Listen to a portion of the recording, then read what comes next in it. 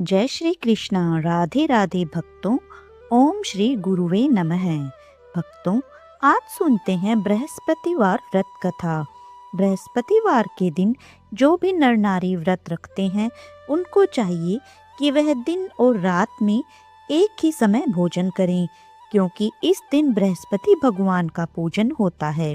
भोजन पीले चने की दाल आदि का करना चाहिए। इस दिन नमक नहीं खाना चाहिए। पूजन में पीले फूलों और पीले चंदन का प्रयोग करना चाहिए। पूजन के बाद प्रेम पूर्वक गुरु महाराज की कथा सुननी चाहिए। इस व्रत को करने से मन वांछित फल की प्राप्ति होती है और बृहस्पति महाराज अति प्रसन्न होते हैं। धन, पुत्र, विद्या तथा इच्छा फलों की प्राप्ति होती है और परिवार को सुख शांति मिलती है। इसलिए यह व्रत सर्वश्रेष्ठ और अति फलदायक है तथा सभी स्त्री पुरुषों के लिए है। इस व्रत में केले के वृक्ष का पूजन करना चाहिए। कथा व पूजन सत्य मन, कर्म और वचन से शुद्ध होकर जो इच्छा हो बृहस्पति देव से मांगनी चाहिए। बृहस्पति देव उसकी इच्छाओं को अवश्य पूरा करते हैं, ऐसा विश्वास रखना चाहिए। भक्तों, आइए अब सुनते हैं बृहस्पतिवार व्रत कथा। भारतवर्ष में एक प्रतापी और दानी राजा राज्य करता था। वह नित्य गरीबों और ब्राह्मणों की सहायता करता था। यह बात उसकी रानी को अच्छी नहीं लगती थी। वह न ही गरीबों को दान देती, न ही भगवान का पूजन करती थी और राजा को भी दान देने से मना किया करती थी। एक दिन राजा शिकार खेलने वन को गए हुए थे तो रानी महल में अकेली थी। उसी समय बृहस्पति देव साधु वेश में राजा के महल में भिक्षा के लिए गए और भिक्षा मांगी। रानी ने भिक्षा देने से इनकार किया और कहा, हे साधु महाराज, मैं तो दान पुण्य से तंग आ गई हूँ। मेरा पति सारा धन लुटाते रहते हैं। मेरी इच्छा है कि हमारा सारा धन नष्ट हो जाए, फिर न रहेगा बांस और न बजेगी बांसुरी। साधु ने कहा, देवी, तुम तो बड़ी विचित्र हो। धन संतान तो सभी चाहते हैं, पुत्र और लक्ष्मी तो पापी के घर भी होने चाहिए। यदि तुम्हारे पास अधिक धन है तो भूखों को भोजन दो, प्यासों के लिए प्याऊ बनवाओ, मुसाफिरों के लिए धर्मशालाएं खुलवाओ। जो निर्धन अपनी कुंवारी कन्याओं का विवाह नहीं कर सकते, उनका विवाह करा दो। ऐसे और कई काम हैं जिनके करने से तुम्हारा यश लोक परलोक में फैलेगा। परंतु रानी पर उपदेश का कोई प्रभाव न पड़ा। वह बोली, महाराज, आप मुझे कुछ न समझाएं। मैं ऐसा धन नहीं चाहती जो हर जगह बांटती फिरूं। साधु ने उत्तर दिया कि यदि तुम्हारी ऐसी ही इच्छा है तो तथास्तु। तुम ऐसा करना कि बृहस्पतिवार को घर लीपकर पीली मिट्टी से अपना सिर धोकर स्नान करना, भट्टी चढ़ाकर कपड़े धोना। ऐसा करने से आपका सारा धन नष्ट हो जाएगा। इतना कहकर वह साधु महाराज वहां से आलोप हो गए। साधु के अनुसार कई बातों को पूरा करते हुए रानी को केवल 3 बृहस्पतिवार ही बीते थे कि उसकी समस्त धन संपत्ति नष्ट हो गई। भोजन के लिए राजा का परिवार तरसने लगा। तब एक दिन राजा ने रानी से बोला कि हे रानी, तुम यहीं रहो, मैं दूसरे देश को जाता हूँ, क्योंकि यहाँ पर सभी लोग मुझे जानते हैं, इसलिए मैं कोई छोटा कार्य नहीं कर सकता। ऐसा कहकर राजा परदेश चला गया। वहाँ वह जंगल से लकड़ी काट कर लाता और शहर में बेचता। इस तरह वह अपना जीवन व्यतीत करने लगा। इधर राजा के परदेश जाते ही रानी और दासी दुखी रहने लगी। एक बार जब रानी और दासी को 7 दिन तक बिना भोजन के रहना पड़ा तो रानी ने अपनी दासी से कहा, हे दासी, पास ही के नगर में मेरी बहन रहती है। वह बड़ी धनवान है, तो उसके पास जा और कुछ ले आ, ताकि थोड़ी बहुत गुजर बसर हो जाए। दासी रानी की बहन के पास गई। उस दिन गुरुवार था और रानी की बहन उस समय बृहस्पतिवार व्रत की कथा सुन रही थी। दासी ने रानी की बहन को अपनी रानी का संदेश दिया, लेकिन रानी की बड़ी बहन ने कोई उत्तर नहीं दिया। जब दासी को रानी की बहन से कोई उत्तर नहीं मिला तो वह बहुत दुखी हुई और उसे क्रोध भी आया। दासी ने वापस आकर रानी को सारी बात बता दी। सुनकर रानी ने अपने भाग्य को कोसा। उधर रानी की बहन ने सोचा कि मेरी बहन की दासी आई थी, परंतु मैं उससे नहीं बोली, इससे वह बहुत दुखी हुई होगी। कथा सुनकर और पूजन समाप्त करके वह अपनी बहन के घर आई और कहने लगी, हे बहन, मैं बृहस्पतिवार का व्रत कर रही थी। तुम्हारी दासी मेरे घर आई थी, परंतु जब तक कथा होती है तब तक न तो उठते हैं और न ही बोलते हैं, इसलिए मैं नहीं बोली। कहो, दासी क्यों गई थी? रानी बोली, बहन, तुमसे क्या छुपाऊं, हमारे घर में खाने तक को अनाज नहीं था। ऐसा कहते कहते रानी की आंखें भर आई। उसने दासी समेत पिछले 7 दिनों से भूखे रहने तक की बात अपनी बहन को विस्तार पूर्वक सुना दी। रानी की बहन बोली, देखो बहन, भगवान बृहस्पति देव सबकी मनोकामना को पूर्ण करते हैं। देखो, शायद तुम्हारे घर में अनाज रखा हो।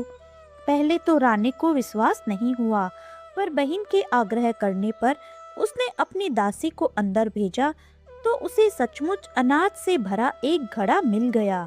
यह देखकर दासी को बड़ी हैरानी हुई। दासी रानी से कहने लगी, हे रानी, जब हमको भोजन नहीं मिलता तो हम व्रत ही तो करते हैं, इसलिए क्यों न इनसे व्रत और कथा की विधि पूछ ली जाए ताकि हम भी व्रत कर सकें। तब रानी ने अपनी बहन से बृहस्पतिवार व्रत के बारे में पूछा। उसकी बहन ने बताया, बृहस्पतिवार के व्रत में चने की दाल और मुनक्का से विष्णु भगवान का केले की जड़ में पूजन करें तथा दीपक जलाएं, व्रत कथा सुने और पीला भोजन ही करें, इससे बृहस्पति देव प्रसन्न होते हैं। व्रत और पूजन की विधि बताकर रानी की बहन अपने घर को लौट गई। 7 दिन के बाद जब गुरुवार आया तो रानी और दासी ने व्रत रखा। गुड़साल में जाकर चना और गुड़ लेकर आई, फिर उससे केले की जड़ तथा विष्णु भगवान का पूजन किया। अब पीला भोजन कहाँ से आए, इस बात को लेकर दोनों बहुत दुखी थे। चूंकि उन्होंने व्रत रखा था, इसलिए बृहस्पति देव उनसे प्रसन्न थे। इसलिए वे एक साधारण व्यक्ति का रूप धारण कर 2 थालों में सुंदर पीला भोजन दासी को दे गए। भोजन पाकर दासी प्रसन्न हुई, फिर रानी के साथ मिलकर भोजन ग्रहण किया। उसके बाद वे सभी गुरुवार को व्रत और पूजन करने लगे। बृहस्पति भगवान की कृपा से उनके पास फिर से धन संपत्ति आ गई, परंतु रानी फिर से पहले की तरह ही आलस्य करने लगी। तब दासी बोली, देखो रानी, तुम पहले भी इस प्रकार आलस्य करती थी, तुम्हें धन रखने में कष्ट होता था, इसी कारण सभी धन नष्ट हो गया, और अब जब भगवान बृहस्पति की कृपा से धन मिला है तो तुम्हें फिर से आलस्य होता है। रानी को समझाते हुए दासी कहती है कि बड़ी मुसीबतों के बाद हमने यह धन पाया है, इसलिए हमें दान पुण्य करना चाहिए, भूखे मनुष्यों को भोजन कराना चाहिए और धन को शुभ कार्यों में खर्च करना चाहिए, जिससे तुम्हारे कुल का यश बढ़ेगा, स्वर्ग की प्राप्ति होगी और पितृ प्रसन्न होंगे। दासी की बात मानकर रानी अपना धन शुभ कार्यों में खर्च करने लगी, जिससे पूरे नगर में उसका यश फैलने लगा। बृहस्पतिवार व्रत कथा के बाद श्रद्धा के साथ आरती की जानी चाहिए। इसके बाद प्रसाद बांटकर उसे ग्रहण करना चाहिए। एक दिन राजा दुखी होकर जंगल में एक पेड़ के नीचे आसन जमाकर बैठ गया। वह अपनी दशा को याद करके व्याकुल होने लगा। बृहस्पतिवार का दिन था। एकाएक उसने देखा कि एक निर्जन वन में एक साधु प्रकट हुए। वह साधु वेश में स्वयं बृहस्पति देवता थे। लकड़हारे के सामने आकर बोले, हे लकड़हारे, इस सुनसान जंगल में तू चिंता मग्न क्यों बैठा है? लकड़हारे ने दोनों हाथ जोड़कर प्रणाम किया और उत्तर दिया, महात्मा जी, आप सब कुछ जानते हैं, मैं क्या कहूँ। यह कहकर रोने लगा और साधु को अपनी आत्मकथा सुनाई। महात्मा जी ने कहा, तुम्हारी स्त्री ने बृहस्पति के दिन बृहस्पति भगवान का निरादर किया है, जिसके कारण रुष्ट होकर उन्होंने तुम्हारी यह दशा कर दी। अब तुम चिंता को दूर करके मेरे कहने पर चलो, तो तुम्हारे सब कष्ट दूर हो जाएंगे और भगवान पहले से भी अधिक संपत्ति देंगे। तुम बृहस्पति के दिन कथा किया करो। 2 पैसे के चने मुनक्का लाकर उसका प्रसाद बनाओ और शुद्ध जल से लोटे में शक्कर मिलाकर अमृत तैयार करो। कथा के पश्चात अपने सारे परिवार और सुनने वाले प्रेमियों में अमृत व प्रसाद बांटकर आप भी ग्रहण करो। ऐसा करने से भगवान तुम्हारी सब मनोकामनाएं पूरी करेंगे। साधु के ऐसे वचन सुनकर लक्कड़हारा बोला, हे प्रभु, मुझे लकड़ी बेचकर इतना पैसा नहीं मिलता जिससे भोजन के उपरांत कुछ बचा सकूं।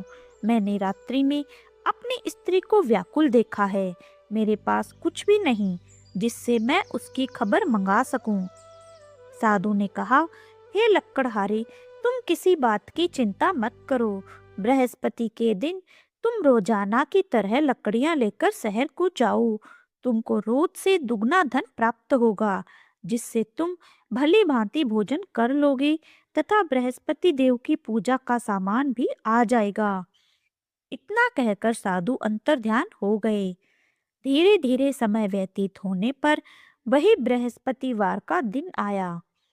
लक्कड़हारा जंगल से लकड़ी काटकर किसी शहर में बेचने गया। उसे उस दिन और दिन से अधिक पैसा मिला। राजा ने चना गुड़ आदि लाकर गुरुवार का व्रत किया। उस दिन से उसके सभी क्लेश दूर हुए।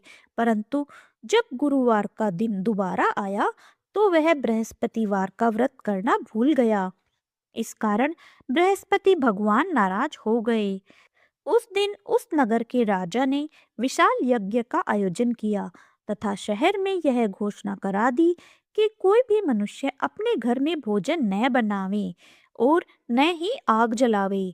समस्त जनता मेरे यहाँ भोजन करने आवे।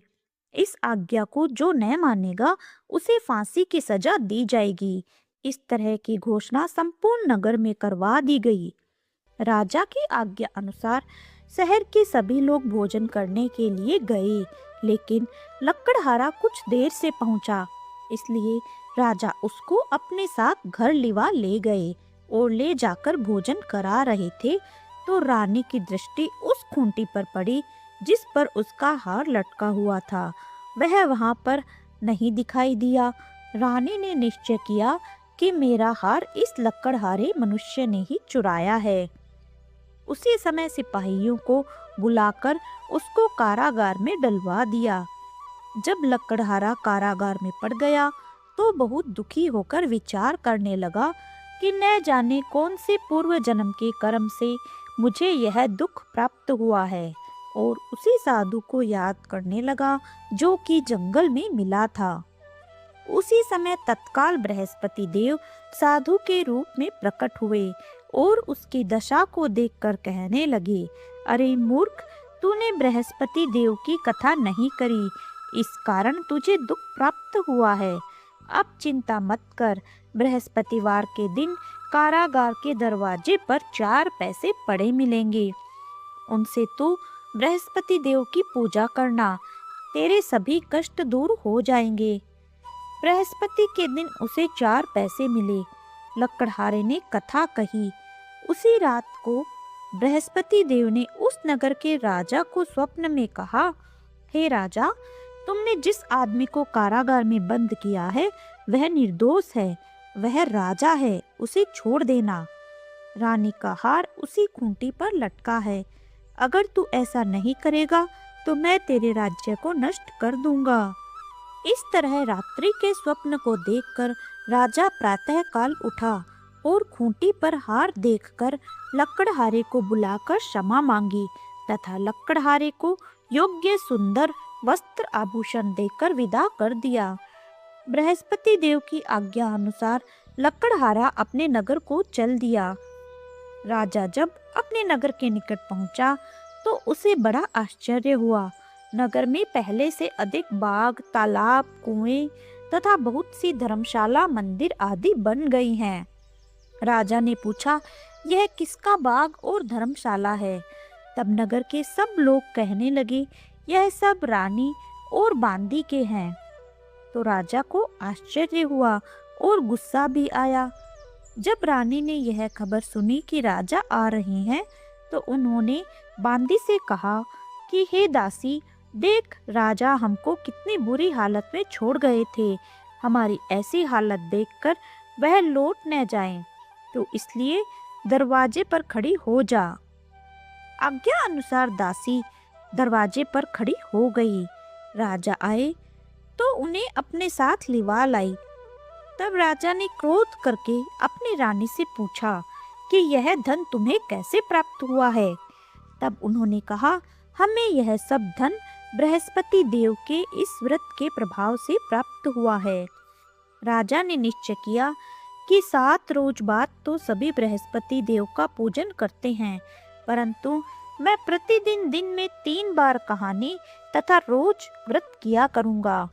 अब हर समय राजा के दुपट्टे में चने की दाल बंधी रहती तथा दिन में 3 बार कहानी कहता। एक रोज राजा ने विचार किया कि चलो अपनी बहन के यहाँ हो आएं। इस तरह राजा निश्चय कर घोड़े पर सवार होकर अपनी बहन के यहाँ को चलने लगा। मार्ग में उसने देखा कि कुछ आदमी एक मुर्दे को लिए जा रहे हैं।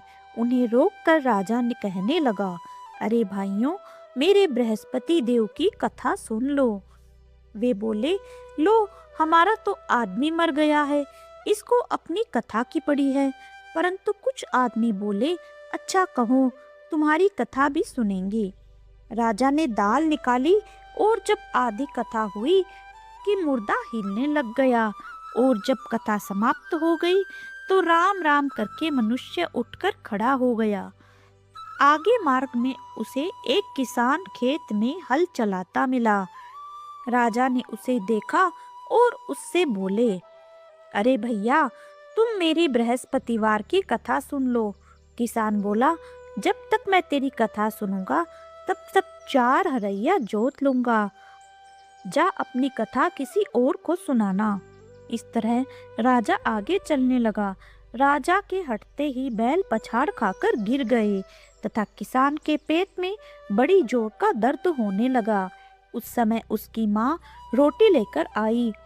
उसने जब यह देखा तो पुत्र से सब हाल पूछा और बेटे ने सभी हाल कह दिया। तो बुढ़िया दौड़ी दौड़ी उस घुड़सवार के पास गई और उससे बोली कि मैं तेरी कथा सुनूंगी, तू अपनी कथा मेरे खेत पर चलकर ही कहना। राजा ने बुढ़िया के खेत पर जाकर कथा कही, जिसके सुनते ही वह बैल उठ खड़े हुए तथा किसान के पेट का दर्द भी बंद हो गया। राजा अपनी बहन के घर पहुंचा। बहन ने अपने भाई की खूब मेहमानी की। दूसरी रोज प्रातःकाल राजा जगा तो वह देखने लगा कि सब लोग भोजन कर रहे हैं। राजा ने अपनी बहन से कहा, ऐसा कोई मनुष्य है जिसने भोजन नहीं किया हो? मेरी बृहस्पतिवार की कथा सुन ले।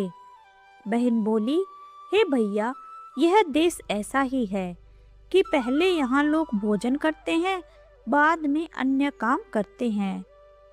अगर कोई पड़ोस में हो तो देख आऊं।